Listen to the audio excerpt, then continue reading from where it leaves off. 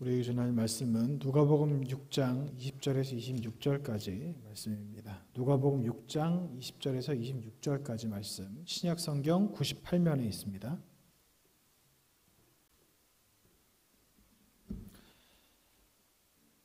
자, 교독하겠습니다. 예수께서 눈을 들어 제자들을 보시고 이르시되 너희 가난한 자는 복이 있나니 하나님의 나라가 너희 것이며 너희가 배부름을 얻을 것이며 지금 우는 자는 복이 있나니 너희가 웃을 것이며 인자로 말미암아 사람들이 너희를 미워하고요 멀리하고 욕하고 너희 이름을 악하다 하여 버릴 때에는 너희에게 복이 있도다. 그날에 기뻐하고 뛰놀라 하늘에서 너희 상이 큼이라. 그들의 조상들이 선지자들에게 이와 같이 하였느니라. 그러나 화 있을진저 너희 부요한 자여 너희는 너희의 위로를 이미 받았도다. 화 있을진저 너희 지금 배부른 자여 너희는 주리로다.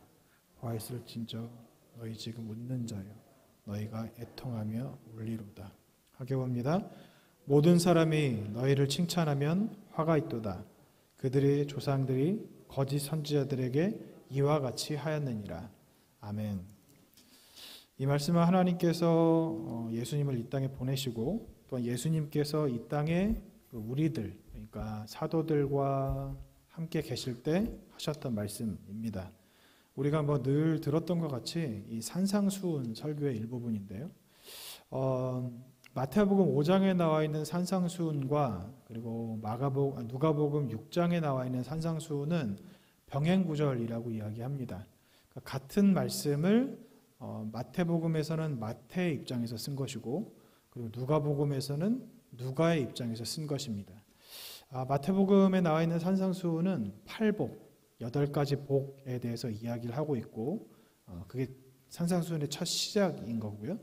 그리고 누가복음의 이 산상수훈은 사복 사화를 이야기하고 있습니다. 4가지의 복과 4가지의 화를 이야기합니다.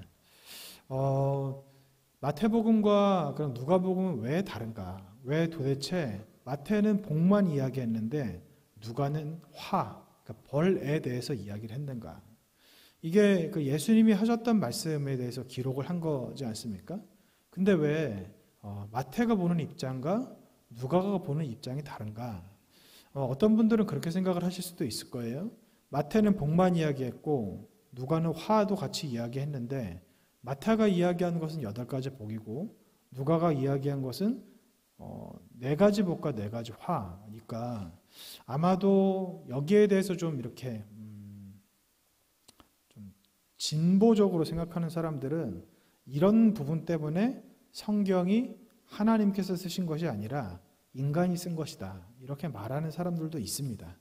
그러니까 원래 이 성경은 우리 장로교 신학은 축자 영감설이라고 해서 성경을 성령께서 쓰셨는데 성령께서 직접 쓰실 수는 없잖아요. 성령은 영이신데 영이신 성령께서 영인 사람과 함께 쓰신 것 이것을 성경이라고 이야기합니다. 성경에도 모든 성경은 하나님의 감동으로 된 것으로 이렇게 성경을 기록하고 있지 않습니까?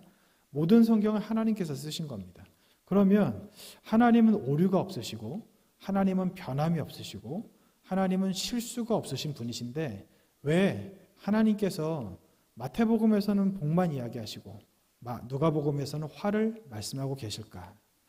여러분 근데 이게 다르다고 생각하실 수 있지만 마태복음의 산상수훈을 가만히 읽어보시면 이 누가복음과 같은 이야기를 하고 계십니다. 왜냐하면 심령이 가난한 자, 그러니까 가난한 자는 복이 있나니 천국이 저들의 것이며 복을 말씀하고 계시잖아요.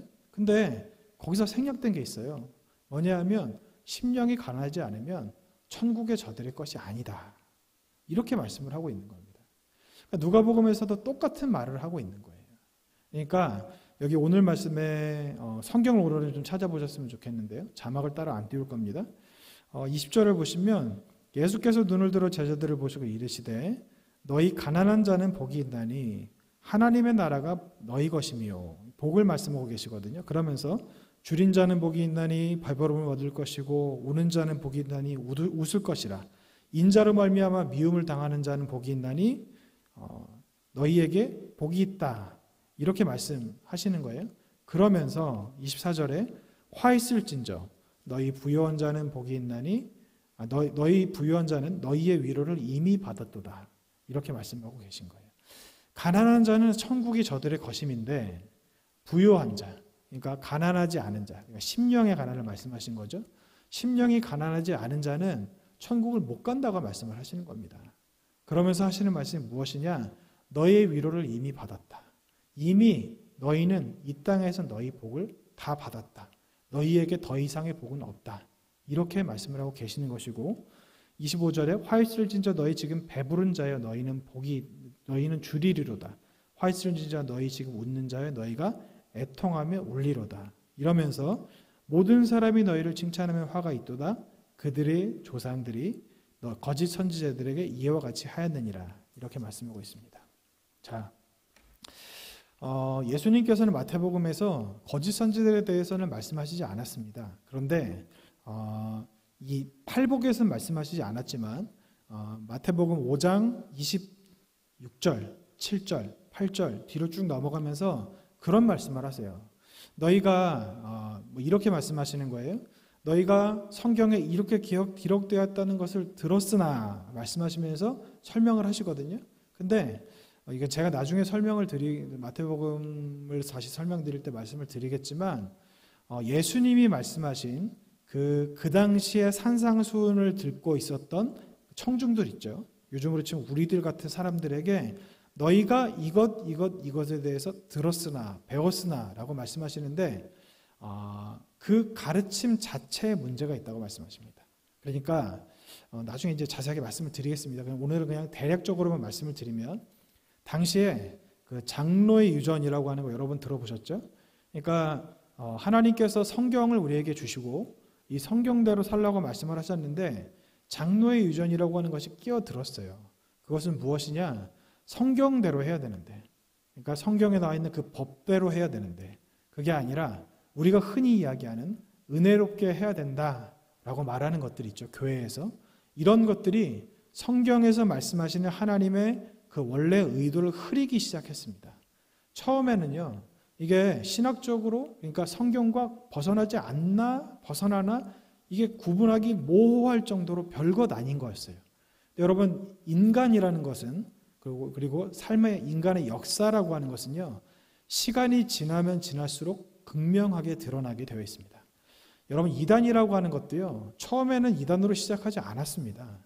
처음에는 하나님을 더 잘 믿어보고자, 처음에는 더 하나님의 뜻대로 살고자 그렇게 시작한 게 이단이거든요. 근데 처음에는 그랬다가 점차 시간이 지나면 지날수록 하나님께서 말씀하신 그 원래의 그 원점, 진리에서 벗어나기 시작해서 결국에는 끝이 완전히 달라진 것이 이단이라는 겁니다. 여러분, 통일교가요, 지금 우리랑 완전히 상관이 없는 종교 같이 보이지 않습니까? 통일교의 시작도 성경에서 시작됐습니다. 신천지, 이만희 그 사람들요, 성경에서 시작됐어요. 그 역사를 따라 올라가 보면 다른 이단으로부터 시작된 거이긴 하지만 그 다른 이단도 원래 성경에서 시작을 한 거예요. 그러니까 이런 인간의 역사라고 하는 것은요, 처음에는 별것 아닌 것으로 시작을 합니다. 아무것도 아닌 것으로 시작을 해요. 처음에는 의도가 좋아 보입니다. 시간이 지나면 지날수록 그 의도가 정확히, 그러니까 자신도 모르고 다른 사람도 몰랐던 그 의도가 무엇인지가 시간이 지나면 지날수록 드러난다는 겁니다. 그래서 지금 예수님께서 여기서 그 말씀하시는 것들, 그러니까 장로의 유전이라고 하는 것들도요, 원래는 하나님께서 주신 그 십계명의 그 뜻, 그리고 하나님의 그 마음이 있었는데 이것을 그들이 알고 있었어요. 근데 시간이 지나면 지날수록 자기들이 편의대로 어떤 것은 생략하고 어떤 것은 추가하다 보니까 결국 어떻게 된 것이냐? 처음 하나님께서 모세에게 모세 율법을 주셨을 때 모세가 이스라엘 백성들을 가르치는데 이렇게 가르쳐요. 너희는 절기만 지켜라. 너희는 제사만 드려라. 이렇게 안 합니다. 제사를 드릴 때 너희의 마음을 같이 드리고 제물이 죽을 때 네가 저 제물 대신 원래 죽어야 되는 건데 재물이 너 때문에 죽는다는 것을 잊지 말아라. 이렇게 가르칩니다. 그리고 절기를 지낼 때도요. 단순히 어떤 형식, 그러니까 뭐 이런 절차를 지키고 형식을 지켜서 이 어떤 절기라고 하는 것에 짜여진 순서대로 그것을 잘 지켜서 완수하면 그게 절기를 지키는 것이 아니라고 합니다. 왜냐하면 모세가 말할 때는요. 절기를 지킬 때 너희는 마음을 가난하게 하고 너의 심령을 삼가고 이런 말들을 합니다. 그러니까 절기라고 하는 것도 형식이 때문에 있는 것이 아니라 형식이라는 게 없으면 사람은 그것을 지킬 수 있는 어떤 의지조차 없기 때문에 하나님께서 그것을 모양으로 주신 거고 그 모양을 지키면서 마음을 다잡으라고 말씀을 하신 것이 바로 절기입니다. 모세는 그런 뜻으로 가르쳤거든요. 근데 율법학자들이 이걸 몰랐을까요? 알았어요. 왜 몰랐겠습니까? 근데 시간이 지나 보니까 너무 힘든 거예요. 왜냐하면 살인하지 말라. 사람을 죽이지만 않으면 되는 건데 사실 이 사람들이 말씀을 읽고 묵상하고 또 성경을 연구하다 보니까 그런 뜻이 아닌 거예요. 왜냐하면 살인하지 말라 이것은요 단순히 사람만 죽이지 말라 이것이 아닙니다. 다른 사람에게 해를 끼치지 말고 다른 사람을 미워하지 말고 다른 사람과의 관계가 어려워지는 분열이 되는 것에 입도 열지 말고 마음도 가지지 말고 이런 것으로 이어지거든요. 근데 이것을 알고 있었는데 지나 보니까 그런 거예요. 사람이 그렇게 살 수 있나? 그게 가능한가? 이런 생각을 하는 겁니다. 그러니까 와서 묻는 거예요. 누군가가 살인하지 말라 이렇게 말씀하셨는데 이게 무슨 뜻입니까? 어떻게 해야 됩니까? 라고 묻자 성경학자들 이건 제가 그냥 생각해서 말씀을 드리는 겁니다. 율법학자들이 아마 그랬을 거예요. 성경에 그렇게 기록되어 있는데 하나님이 사랑이신데 사랑이신 하나님이 우리에게 짐을 지어주실 리가 있느냐. 그러니까 그렇게까지 안 해도 된다. 그렇게까지 안 해도 되고 살인만 하지 마라. 다른 사람에게 눈에 보이는 해만 가하지 말아라. 다른 사람의 생명을 해하지 말아라. 이렇게 가르치기 시작을 한 거예요. 그러다 보니까 예수님께서 산상수훈을 하실 때 틀렸다고 말씀하십니다. 너희가 들은 것은 잘못됐다 이렇게 말씀하세요. 나중에 이건 설명을 드리겠습니다. 이런 것에 대해서 지금 예수님이 말씀을 하시니까 마태의 입장에서는 뒤에 잠깐 설명을 했지만 그냥 복만 말씀을 하면서 시작을 한 거고 누가는 틀린 것을 말을 하는 거예요. 사실은 이게 단순히 마태복음 1장에 나와 있는 마태복음 5장에 나와 있는 팔복과만 병행 구절인 것이 아니라 뒤에서 예수님께서 말씀하신 마태복음 6장 7장에서 말씀하신 것과 병행 구절이라고 할 수 있습니다. 그러니까 지금 여기 보시면 두 가지 반복이 있습니다. 첫 번째 반복은 뭐냐 하면 복에 대한 반복이고 두 번째 반복은 화에 대한 반복인데 제가 왜 이것을 반복이라고 말씀을 드리냐면 복에 대해서 말씀하시고 끝에 설명하신 것과 화에 대해서 말씀하시고 끝에 설명하신 것이 일치합니다. 그것은 무엇이냐? 바로 거짓 선지자들에 대한 이스라엘 백성들, 그러니까 조상들의 태도예요. 거짓 선지자들이 있었고 그리고 그 조상들, 그러니까 이스라엘 백성들의 조상들이죠. 지금 이 말씀을 듣고 있는 사람들의 조상들이 어떻게 했다고 말씀을 하고 있느냐? 이렇게 말씀하세요. 23절입니다. 그날에 기뻐하고 뛰놀라 하늘에서 너희 상이 큼이라 그들의 조상들이 선지자들에게 이와 같이 하였느니라 이렇게 말씀하고 있어요. 이거는 선지자입니다. 거짓 선지자가 아니라 선지자에 대해서 말씀하는 거예요. 근데 이 뒤에 보시면 뭐라고 말씀하시느냐? 26절에 모든 사람이 너희를 칭찬하면 화가 있도다. 그들의 조상들이 거짓 선지자들에게 이와 같이 하였느니라 이렇게 말씀을 하고 있는 거예요. 자, 처음에 나와 있는 이 선지자에 관한 이야기를 다시 한번 봤으면 좋겠습니다. 20절에 보시면 가난한 자가 복이 있다고 말씀하시고요. 21절에 보시면 줄인 자 그리고 우는 자 복이 있다고 말씀하시고 22절에 인자로 말미암아 핍박을 받으면 그 사람에게 복이 있다고 말씀을 하십니다. 그러면서 그날에 기뻐하고 뛰놀라 이렇게 말씀하시는 거예요. 그러면서 하늘에서 너희 상이 큼이라 그들의 조상들이 선지자들에게 이와 같이 하였느니라. 지금 이거는 뭐냐면요. 23절에 나와 있는 선지자는 참 선지자입니다. 진짜 선지자예요. 그런데 그 진짜 선지자들에게 조상들이 어떻게 했느냐? 22절에 나와 있는 것 같이 그들을 욕하고 때리고 죽였다고 이야기하고 있습니다. 여러분, 이스라엘의 역사는요, 선지자들의 역사라고 해도 과언이 아닙니다. 왜냐하면 이스라엘 역사의 태동은 아브라함으로부터 시작되죠. 아브라함을 선지자라고 불렀어요. 그리고 아브라함으로부터 시작해서 모세라고 하는 그 민족의 지도자, 민족의 선지자를 따라 그 뒤에 다윗이 세워졌고, 그런 다음에 이 다윗 이후에 여러 왕들이 세워졌지만 결국에는 나중에 이 왕들이 세워졌지만 그들이 따랐던 것, 그것은 선지자의 역사였어요. 이사야, 예레미야, 호세야, 학개, 스바냐 이런 선지자들이었거든요. 그러니까 여러분, 이걸 잘 생각하셔야 돼요. 뭐냐 하면 지금 여기 나와서 하나님의 말씀을 듣고 있는 이스라엘 자손들은요, 이스라엘 사람들은 자기 조상들의 역사를 따른 사람들입니다. 그러니까 이스라엘의 역사는 선지자들을 따랐다, 이렇게 제가 말씀을 드렸지만 사실 선지자들의 말을 듣고 선지자들의 말에 순종하며 하나님의 뜻을 따라 사는 사람들이 이스라엘의 선지자였고, 그리고 이스라엘 사람들이었다는 거예요. 그런데 그 이스라엘의 역사, 이스라엘의 선지자를 빼면 사실은 설명하기 힘들거든요. 왜냐하면 다윗 이후의 시대에 열왕기, 역대, 그 시대에, 그리고 마지막 그 말라기까지 그 몇백 년의 기간 동안 선지자들이 세워졌고 또 패해지고 세워지고 패해지고의 역사를 지나면서 이스라엘이 결국 멸망했잖아요. 근데 이스라엘 사람들은 선지자들을 따르는 것이 맞거든요.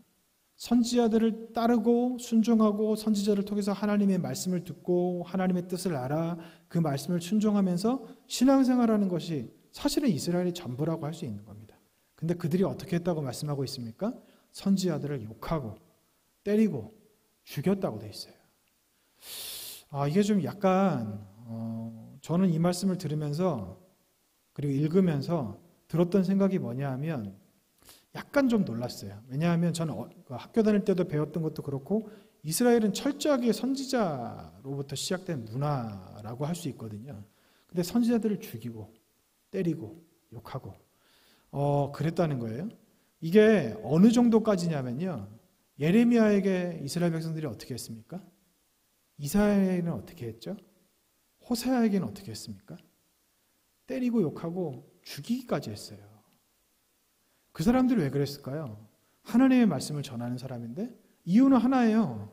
자기들이 원하는 말을 하지 않는다는 이유에서였습니다.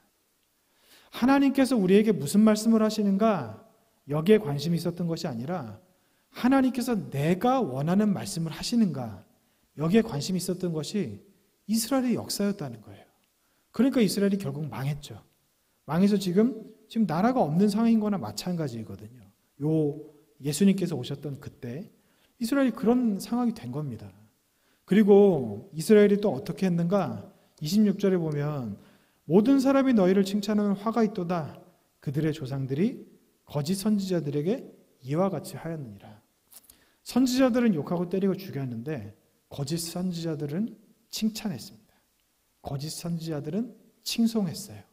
그들을 따르고 존경하며 그들에게 많은 것을 갖다 바쳤던 것이 이스라엘 백성이었다는 겁니다.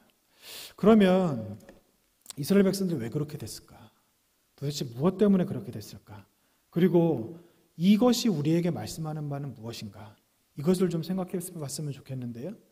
여러분, 우리가 사는 지금 이 시대는 기독교인들이 있다고 하지만 사회에 아무런 영향력도 끼치지 못하는 시대라고 할 수 있습니다. 또한 우리가 사는 이 시대는 내가 한 사람의 기독교인으로 살아가지만 한 사람의 성도로서 그리스도인으로서 하나님 앞에 하나님께서 원하시는 그 믿음의 길을 제대로 가고 있지 못한다고 말씀드릴 수 있는 시대입니다. 그러면 우리가 해야 될 것은 무엇인가? 지금 이 시대 이렇게 교회가 힘을 잃어가고 한 사람의 성도가 세상에서 소금과 빛의 역할을 감당하지 못하는 이 시대에 그럼 우리는 무엇을 해야 되는가? 이런 생각을 좀 해봐야 되는 거예요. 왜냐하면 지금 이스라엘이 처해진 상황과 우리가 처해진 상황이 너무나도 비슷합니다. 이스라엘은요, 하나님을 떠나 살았어요. 하나님을 버렸습니다. 그래서 나라를 잃어요. 그런데 하나님께서 예수님을 보내심으로 한 번 더 기회를 주시는 겁니다. 하지만 이스라엘은 이것을 받아들이지 않았습니다. 그래서 예수님이 돌아가시고 나서 한 40년 정도 후에 이스라엘은 완전히 멸망하게 됩니다. 지도상에서 이스라엘이라는 글자가 사라져요. 그리고 무려 1800년 동안 이스라엘은 지도상에 없었습니다.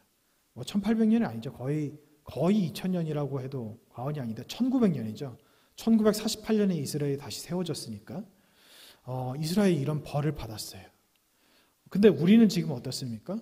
우리가 처해 있는 이 현실, 대한민국이 앞으로 어떤 길을 가게 될 것이라고 여러분 생각하세요? 교회가 대한민국에서 어떤 역할을 하게 될 것이라고 생각하십니까? 여러분, 우리나라는요, 굉장히 지금 뭐라고 할까요? 위기 앞에 놓여 있습니다. 굉장한 위기에 놓여 있습니다. 교회도 마찬가지예요. 제가 이건 특별히 말씀을 드리지 않아도 세상에서 이야기하잖아요. 1950년이 되면 대한민국은 소멸한다. 이런 말 하지 않습니까?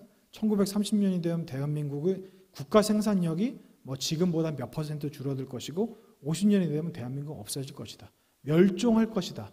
이건 우리나라 사람들이 이야기하는 것이 아니라 세계에서 이야기하는 겁니다. 이 굉장히 심각한 상황이거든요. 근데 우리는 전혀 이것을 심각하다 생각하지 않고 그냥 정부 탓만 하는 겁니다. 왜 애들을 못 낳는 환경을 만들어서 애를 안 낳게 만들었냐 이런 말을 하는 거예요. 여러분, 정부가 정책을 잘못 펴서 아이를 안 낳는 것이 아니라 사람들의 생각이 잘못된 겁니다. 지금은 생각이 틀린 거예요. 결혼을 하는 것이 짐이다 이런 말을 하는 시대입니다. 결혼해서 다른 사람, 그러니까 남편이 될 사람이나 부인이 될 사람이죠. 그 사람과 살을 부딪히면서 갈등하며 살 바에야 그냥 나 혼자 편하게 살겠다 이런 말을 하고 있어요. 젊은 사람들이. 그럴 바에야 결혼 안 하겠다. 그리고 또 어떤 이야기를 합니까? 결혼해서 아이를 안 낳는 거예요. 의도적으로 안 낳는 거예요. 왜냐하면 지금 누릴 수 있는 자기의 누릴 수 있는 그 즐거움들이 돈이 있어야 되잖아요. 근데 아이를 낳으면 계산을 해보니까 아이 때문에 자기가 누리는 즐거움, 자기가 누릴 수 있는 것들이 사라지는 겁니다. 그러니까 아이를 안 낳는 거예요. 이게 여러분 굉장히 이기적인 겁니다. 어떤 심리학자는 뭐라고 이야기하는지 아세요? 인류학자이면서 심리학자인 그 아주 유명한 교수님은 어떤 말을 했냐면 아이를 낳지 않는 것은 인간이기를 포기하는 것이다. 그렇게 이야기해요. 근데 지금 우리나라가 그렇게 있는 거예요. 우리는 남 얘기다. 이게 사회현상이다. 그렇게 말을 하고 있지만 굉장히 심각한 상황이거든요. 근데 우리는 여기에 대해서 별로 그렇게 어렵지 않게 생각을 하고 있어요. 별것 아닌 것 같이. 그렇게 생각을 하고 있는 겁니다. 이스라엘 백성들이 왜 그랬을까? 우리는 그럼 왜 이렇게 살아가고 있을까? 답은 정확합니다. 뭐냐 하면 주님께서 곧 오신다는 생각을 하지 않고 살아가기 때문이에요. 예수님께서 곧 오신다. 주님이 오신다고 하셨잖아요. 근데 벌써 2000년 가까이 안 오시고 계시니까 설마 내가 사는 이 시대에 오시겠어. 이렇게 생각을 하고 살아가는 겁니다. 그러니까 사람이 어떤 일을 할 때 여러분 그렇잖아요. 예를 들어서 여러분이 저녁 식사 준비를 한다고 하시면 이제 지금이 점심시간인데 저녁 식사 준비를 해야 되면 밥을 저녁에 6시에 차려야 돼요. 상을 차려 놔야 돼요. 그럼 그 시간에 맞춰서 준비를 하실 거 아니에요. 6시 전에 밥을 언제 안 치고 또 재료는 언제 손질을 하고 또 볶을 거 있으면 언제 볶고 국은 또 언제 끓이고 이런 것들을 다 하면서 딱 6시가 됐을 때 식사를 할 가족들을 생각하면서 식지 않게 음식을 내놓는 게 우리 어머니들의 마음 아닙니까? 딱 맞춰서 준비하잖아요. 음식을 준비했는데 식으면 속상하시죠? 따뜻한 음식을 먹게 해야 되는데 다 식은 거 먹으면 속 상하시잖아요. 그러니까 사람이 그렇거든요. 이게 단순히 어떤 음식을 준비하는 것뿐만 아니라 우리가 신앙생활을 하는 데 있어도 우리가 곧 우리에게 끝이 있다는 생각을 하지 않고 살아가면 우리는 안일해질 수밖에 없는 거예요. 우리는 언제까지나 주님께서 나를 용서하시겠지. 언제까지나 주님께서 나를 기다려 주시겠지. 아직 나는 시간이 많이 남았는데 제가 나이가 43인데 아직 40년은 더 살겠지. 50년은 더 살겠지. 이런 안일한 생각을 하는 거예요. 근데 우리는 또한 한편으로 그런 것도 알고 있습니다. 오는 데는 순서가 있지만 가는 데는 순서가 없다. 이런 말씀 들어보셨죠? 언제 죽을지 모르는 거예요. 근데도 우리는 안일한 마음을 가지고 살아가는 겁니다. 이게 인간의 본성이에요. 그런데 인간이 가지고 있는 이 본성을 신앙생활에도 그대로 하면, 이 본성대로 그대로 신앙생활하면 딱 지금 모습같이 되는 겁니다. 예수님께서 우리에게 말씀하신 거 우리는 알아요. 몰라서 순종 못하는 게 아니거든요. 제가 설교할 때도 뭐 막 처음 듣는 얘기를 하는 게 있습니까? 여러분 말씀 어디 유명한 목사님 말씀하신 데 들어보면 처음 듣는 거, 생전 처음 듣는 말, 야 성경에 이런 게 있었나? 이렇게 말씀하시는 거 들어본 적 있으세요? 별로 없어요. 거의 없습니다. 우린 다 알아요. 어떻게 신앙생활을 해야 되는지 우린 다 알고 있습니다. 그런데 우리 마음이 안일해진 거예요. 우리 마음이 안일해진 거예요. 여러분 우리 교회에 올라오다 보시면 용산고등학교 사거리에서 왼쪽을 보시면, 올라오다가 왼쪽을 보시면 그 헤럴드라고 하는 신문사가 있어요. 거기에 지구 멸망 시계가 있습니다. 이제 그 몇 년, 몇 월, 며칠, 몇 시간, 몇 분 남았다 이거예요. 그걸 기후거든요. 기후에 대해서 뭐 그때가 되면 세계가 완전히 망한다는 건 아니지만 그때가 되면 기후 재난이 지금하고는 비교도 없을 만큼 우리가 정상적으로 살아가기 불가능할 만큼 지구가 훼손되는 시간, 그걸 정해서 거기다 올려놓고 시간이 지금도 1초, 1초, 1초 이렇게 줄어들고 있어요. 작년에 6년 남았었거든요. 지금 5년 남았더라고요. 얼마 안 남았어요. 하나님을 모르는 세상 사는 그 사람들도 이 지구, 환경이 곧 우리가 살아가는데 정말 어려울 만큼, 불가능할 만큼 괴로운 상황, 아주 최악의 조건이 될 것이다 라고 말하면서 째깍 시계를 보면서 경각심을 가지고 있는데 여러분들은 과연 그런 생각을 가지고 계십니까? 주님께서 곧 오신다고 하셨습니다. 여러분 예수님께서 말씀하신 곧이라는 것은요, 뭐 우리는 곧, 예수님이 통이 크셔서 곧 하는데 2000년 동안 안 오시니까 그 곧이 언제가 될지 모르겠지, 이렇게 생각하실 수도 있지만 예수님이 오신다, 곧 오신다, 이것은 당장입니다. 당장.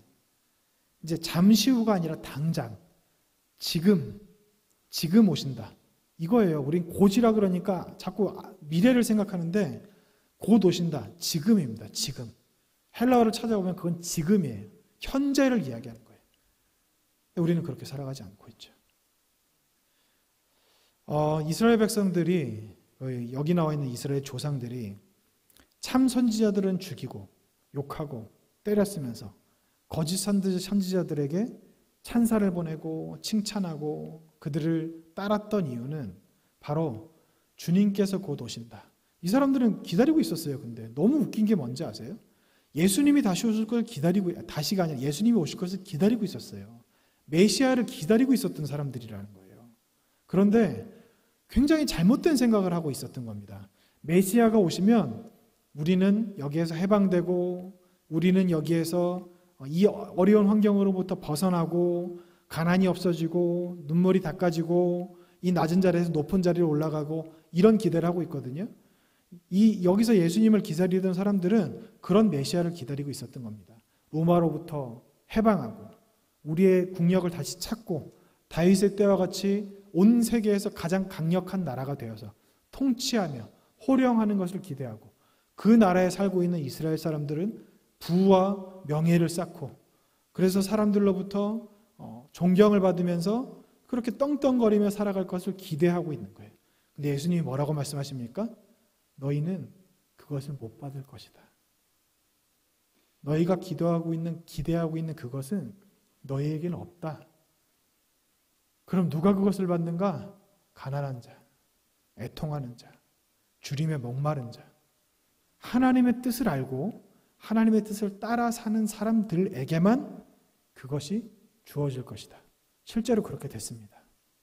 왜냐하면 예수님께서 돌아가신 다음에 십자가 못 박혀 돌아가시고, 이스라엘 백성들 중에 그 당시 이스라엘 백성의 숫자가 정확하게는 제가 말씀을 못 드리겠지만 몇백만 명 정도 됐을 거라고 이야기하더라고요. 그 사람들 중에 구원받은 사람 극소수입니다. 이스라엘 그 예루살렘으로부터 시작해서 이스라엘이라고 하는 나라 안에 기독교인의 숫자가 당시에 몇만 명 안 됐고 그 사람들 이외에는 어떻게 됐습니까? 이리 팔려가고 저리 팔려가고 이리 끌려가고 저리 끌려가고 말도 안 통하는 그 정말 먼 이역만리 타국에 가서 거기서 쌩 고생을 하면서 정말 나라로 다시 돌아올 것을 기대했지만 돌아오지 못하는 것이 1900년 동안 반복되면서 그렇게 심판을 받게 되었다는 겁니다. 예수님이 말씀하신 건요, 우리는 나중에 천국 못 가게 될 것이다, 이것만 자꾸 생각을 하는데 그게 아니에요, 여러분. 예수님께서 말씀하시는 것은 천국에서 그렇게 상을 받을 사람은 이 땅에서도 상을 받습니다. 근데 우리는 자꾸 이것을 떼어놓고 생각을 하는 거예요. 자꾸 이 땅에서 복을 추구하고 이 땅에서 좀 돈 벌고 싶고 건강하고 싶고 형통하고 싶어하는 그 생각이 죄인 것 같이 생각을 하는 겁니다. 근데 그게 아니에요. 이 사람들이 메시아를 기다렸지만 예수님께서는 너희에게 그런 상은 없다 말씀하셨어요. 그럼 우리는 예수님을 지금 기다리고 계십니까? 주님께 갈 그날을 예비하고 계십니까? 만약 그렇다면 우리가 사는 삶이라고 하는 것은 진짜 그리스도에게는 정해진 운명 같은 그 숙명이 있어요. 뭐냐 하면 천국 가는 그 길을 들어섰다. 이제 길을 가기 시작했다. 고생길이 열리는 겁니다. 좁은 길을 가라 이렇게 돼 있는데 좁은 길을 가는 것에 대해서 성경에 나와 있는 그 해석들을 보면 어느 정도의 좁은 길이고 어느 정도로 조심해서 가야 되는 길이냐. 여러분 우리 교회 앞에 올라오시다 보면 은행 나무들이 있잖아요. 은행이 떨어지지 않습니까? 그거 밟고 모르고 집에 가면 이제 그날은 집에 큰일이 나는 거 아닙니까? 막 현관에 똥냄새가 막 진동을 하면서 악취가 풍기잖아요. 그래서 은행이 떨어진 데를 지날 때 우리는 어떻게 지나가죠? 조심조심하죠. 저도 교회에서 집까지 거리가 걸어서 3분도 안 되는 거리예요. 금방이거든요. 근데 올 때 제가 얼마나 바닥을 열심히 보면서 다니는지 아세요? 은행나무가 많고 그거 밟으면 이제 큰일 나는 겁니다. 조심조심 가거든요. 조금 전에 출근할 때는 정말 한 발 한 발을 그렇게 조심스럽게 내디뎠어요. 어제 비가 와가지고 많이 떨어졌더라고요. 그런데 신앙생활하며 천국 가는 그 길이 내가 발을 딛는 그 앞에 뭐가 떨어져 있는지 그것을 살피면서 한 발 한 발 내디면서 가야 되는 그런 길이라는 겁니다. 그만큼 조심해서 가야 되고 그만큼 쉽지 않은 길이죠. 빨리는 절대 갈 수 없는 거예요. 우리는 빨리 내가 성장하고 싶고 우리는 빨리 성숙하고 싶고 빨리 참 그리스도인이 되고 싶지만 그게 될 수가 없는 겁니다. 빨리 가려면 어떻게 해야 되죠? 차 타고 가면 되죠. 빨리 가려면 어떻게 하면 되죠? 뛰어가면 되죠. 빨리 가려면 어떻게 되면 되죠? 빨리 걸어가면 되죠. 근데 우리가 가는 그 길은 절대로 그렇게 갈 수가 없는 길인 거예요. 길이 좁고 비좁고 바닥을 보면서 한 발짝 한 발짝을 신중히 내딛어야 되는 그런 길이라는 겁니다. 돌다리로 두들겨보고 건너라는 말이 있듯이 우리가 그렇게 가야 되는 길이라는 거예요. 그러면 이건 구체적으로 무엇인가? 이렇게 하는 것이 구체적으로 어떤 것을 말하는가? 바로 우리가 지금 다니엘처럼 40일 하고 있는 것 같이 하루하루의 삶에서 내 입술을 지키고 마음을 지키고 눈을 지키고 생각을 지키며 살아가는 삶입니다. 이게 아무것도 아닌 것 같은데 여러분 여기에서부터 시작이 되는 거예요. 이게 안 되면요 우리가 원하는 신앙의 여정을 갈 수가 없습니다. 신앙의 여정이 도대체 걸어간다는 것이 뭘까? 그 길을 하루하루 간다는 것이 뭘까? 생각을 한번 해보세요. 우리가 실제로 어디 가나요? 우리가 실제로 걸어갑니까? 우리가 어디 목적지가 어디인지 보이세요, 천국이? 우리의 삶 그리고 우리가 신앙의 여정을 간다. 이것은요 정확하게 이것으로 표현드리기 약간 좀 어렵긴 하지만 내가 변하는가 변하지 않는가를 보시면 돼요. 내 인격과 성품이 변화하고 있는가 변화하고 있지 않은가. 예전과 비교해봤을 때 내가 똑같다. 예전과 비교해봤을 때 내가 똑같이 욕심부리고 똑같이 화내고 똑같이 이기적이고 똑같이 탐욕스럽고 똑같이 미워하고 똑같이 용서하지 못한다. 그러면 죄송하지만 그분은 신앙의 여정에 들어서서 서 계신 거예요. 앞으로 안 가시는 겁니다. 앞으로 간다는 것은 두 가지를 의미하거든요. 앞으로 간다는 것은 천국에 가까이 간다는 것을 의미하고, 앞으로 간다는 것은 내가 성장한다는 것을 의미합니다. 그런데 우리는 그 길에 들어섰으니까 끝났다고 생각을 하는 경우가 많은 거예요. 그러니까 이스라엘 조상들이 그랬던 것 같이, 또한 우리가 지금 그렇게 답습하며 살고 있는 것 같이 성장을 하지 못하는 겁니다. 그래서 성령의 뜻대로 살아가는 사람들에 대해서 뭐라고 말을 하고 있죠? 갈라디아서에서. 그리고 다른 성경들에서 뭐라고 이야기합니까? 성령의 열매를 이야기하는데, 열매가 뭐랑 관련이 되어 있나요? 다 인품에 관련된 거예요. 다 성품에 관련된 겁니다. 다 그 사람의 됨됨이에 관련된 거예요. 성령의 열매는 철저히 그 사람의 성품을 통해서 드러납니다. 다른 것으로 드러날 수가 없어요. 자비가 어떻게 드러나죠? 이 사람은 자비해, 저 사람은 양선이 있어, 저 사람은 온유해, 사랑의 사람이야, 화평의 사람이야. 어떻게 이야기하죠?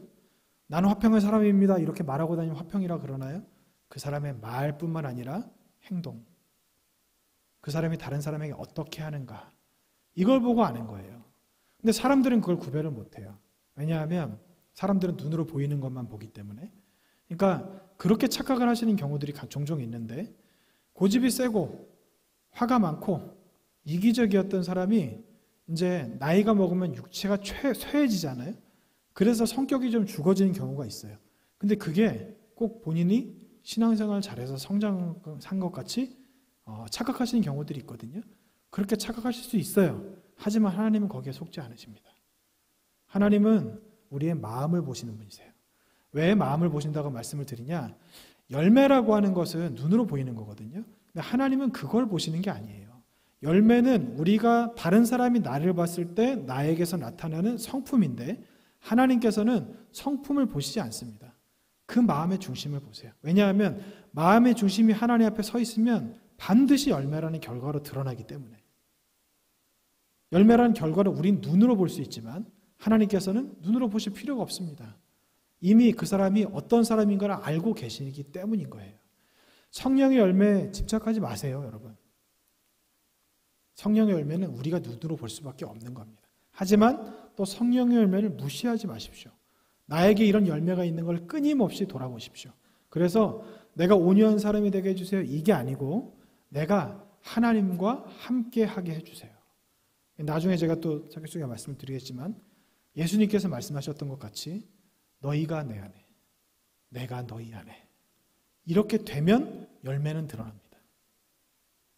이걸 몰라서 자꾸 내가 온유한 사람이 되고, 내가 이기적이지 않은 사람이 되고, 내가 화평한 사람이 되고, 내가 다른 사람을 사랑한 사람이 되고, 여기에 관심을 가지는 분들이 계세요. 근데 이것은 열매이기 때문에 아무리 거기에 우리가 마음을 가진다 하더라도 그거는 흉내밖에 못 내는 거예요. 자꾸 열매에 관심을 가지면 그것은 불교에서 추구하는 것과 다르지 않습니다. 눈으로 보이는 것. 우리는 그게 아니라 마음으로 신앙생활 하잖아요. 그리고 하나님을 섬기지 않습니까? 여러분, 이 말씀이 저와 여러분에게 양약이 되기를 원합니다. 이 말씀이 저와 여러분에게 정말 묵상할 만한 말씀이 되기를 원합니다. 뭐냐 하면 하나님께서 우리에게 주시는 이 신앙의 여정, 믿음의 여정, 그리고 신앙생활을 하면서 가는 좁은 길, 우리가 발을 디디면서 조심조심해야 될 이런 모든 것들, 이것은 큰 것에서 시작되는 것이 아니라 이 다니엘처럼 40일 같이 작은 것에부터 시작됩니다. 기도하고, 말씀 읽고, 찬송하고, 눈을 조심하고, 귀를 조심하고, 마음을 조심하는 것으로부터 시작이 되는 겁니다. 이게 쌓이고 쌓이면, 쌓이면 이게 시간이 지나서 봤을 때 나도 모르게 내가 성장해 있는 거예요. 그런데 이것 없이 자비한 사람이 돼야지, 양선의 사람이 돼야지. 화평한 사람이 돼야지. 온유한 사람이 돼야지. 그건 종교 행위밖에 되지 않습니다. 그렇게 생각하시면 돼요. 내가 나무다. 내가 어디에 심겨져 있나? 비옥한 땅인가? 아니면 메마른 땅인가? 썩은 땅인가? 썩은 땅에 나무가 심어지면 죽어요. 근데 죽지 않는 경우도 있다 그러더라고요.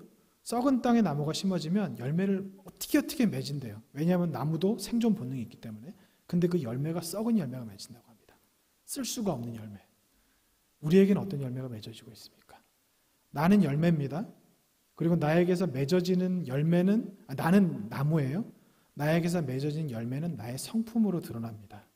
그런데 이 성품이 드러나는 것은 어디에서부터 시작이 되느냐? 내가 좋은 나무인가 좋지 않은 나무인가는 어디에서 판가름이 되느냐? 내가 어디에 심기어져 있는가? 나에게서 성령의 열매가 드러나지 않는다면 나는 성령과 상관이 없는 사람이라는 이야기입니다. 내가 성장하지 않는다면 여러분 30년, 40년 신앙생활에도 성장 안 하잖아요. 그럼 그분은 성령과는 상관이 없는 사람인 거예요.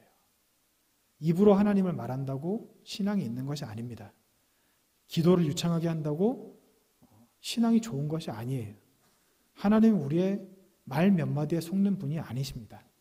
하나님은 우리의 마음을 보시고 우리의 마음 깊은 곳을 꿰뚫어 보시는 분이세요.